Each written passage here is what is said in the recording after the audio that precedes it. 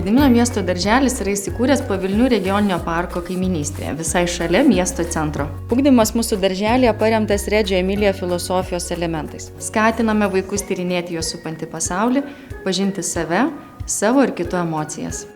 Kuriame vaikus tobulėti įkvepiančią aplinką.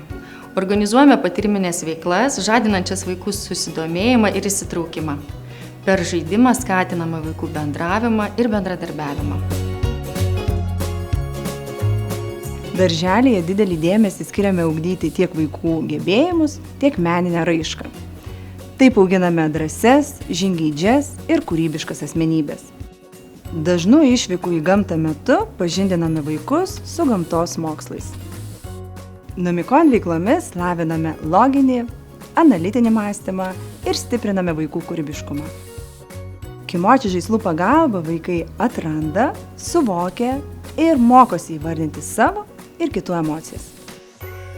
Imersijos būdu mokomės anglų kalbos, kuomet mokymąsi integruojame į kasdienės veiklas. Mentorystės veiklų metu kiekvieną mėnesį ugdome tam tikrus gebėjimus.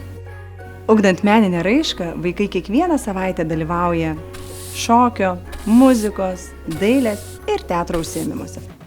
Mažų Gediminaičių dienos darželėje turtingos veiklomis. Čia vaikams gera ir įdomu, čia skleidžiasi jų gebėjimai.